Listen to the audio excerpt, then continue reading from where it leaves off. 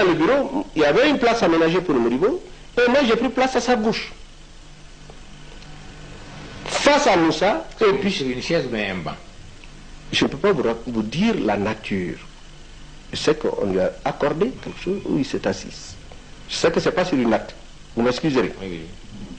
Et là, face à Moussa, Yoro et autres, Moussa de prendre la parole pour lui dire effectivement qu'ils ont fait le coup, parce que la situation économique et financière du Mali était désastreuse, qu'ils allaient garder le pouvoir pendant un certain temps, contacter le peuple, faire des élections, et si Moussa était consentant, Modibo était consentant, il pouvait se présenter aux élections.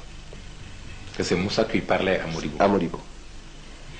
Modibo de répondre qu'il le remerciait, mais que pour lui, il n'est pas question de se présenter à des élections.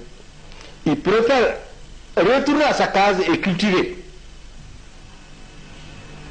Voilà la fin de la conversation entre Modibo et les puchistes.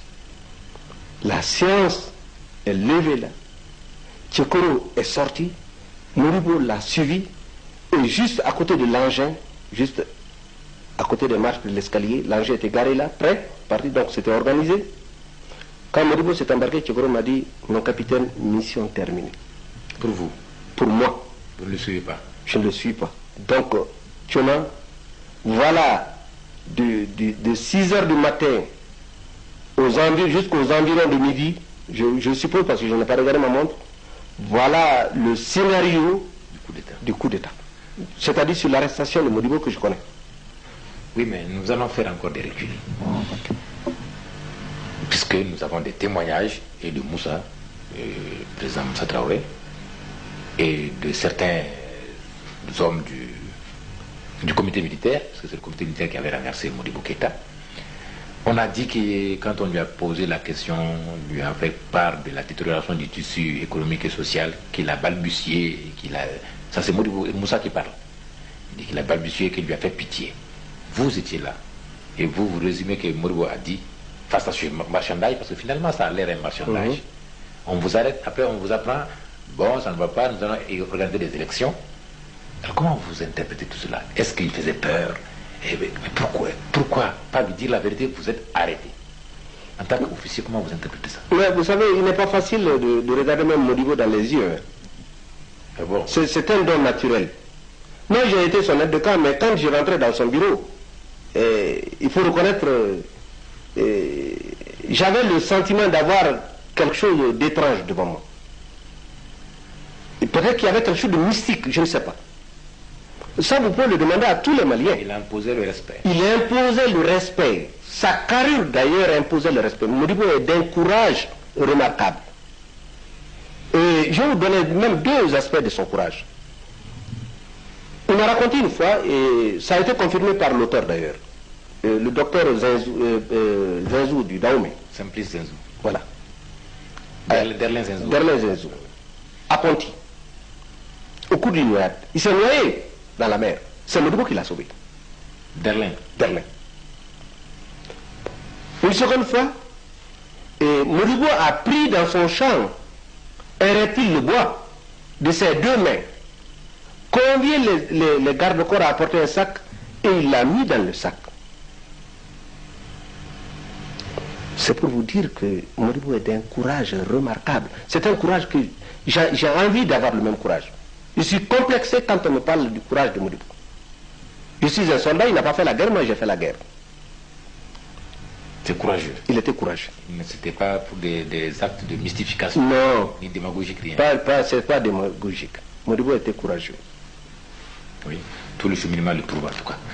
Et donc, vous confirmez que c'est Tchekoro qui, par langage interposé avec vous, a procédé à l'arrestation de Modibo Keïta. Oui. C'est Tchekoro qui est allé avec Baba. Baba était comme second. Donc il y avait sûrement une répartition de missions. Moi je suis en train de chercher jusqu'ici réellement le scénario, l'ensemble du scénario de ce coup d'État. Je n'ai pas terminé.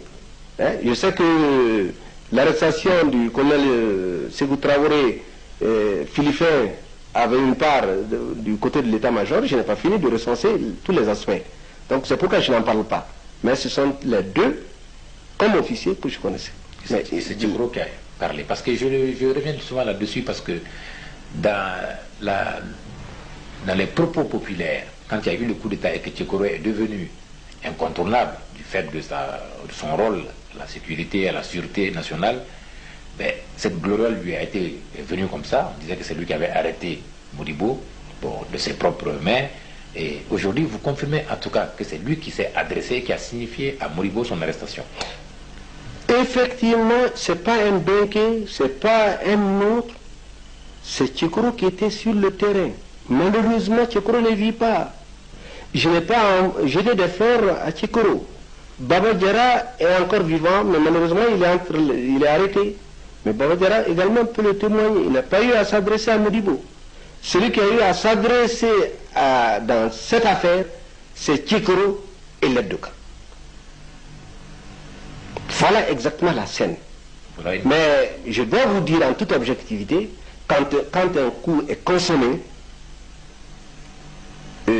la victoire a plusieurs papas. Oui, c'est d'ailleurs la célèbre phrase de Félix Houphouët-Boigny de Côte d'Ivoire. Et mieux, pas Félix seulement, même Feu Kennedy aime à le dire. Oui, que la défaite est orpheline. Donc, vous voilà à la Maison du Peuple, ce 19 novembre, mardi. Le jour est important à signaler. Après l'entretien, comment se comportait Moussa? Est-ce qu'il arrivait à fixer Modibo dans l'entretien, le dernier entretien? Comment il était? Est-ce qu'il était lui, Moussa? A-t-il parlé calmement? Parce que dans le naturel, nous savions qu'après le coup d'État, Moussa n'était pas comme qui prenait le micro tout le temps. Donc, est-ce qu'il avait la parole facile ce jour? Mais vous savez que moi, j'ai connu Moussa en 50. À ce moment, on ne pouvait même pas penser que Moussa serait officier. Donc, je le connais.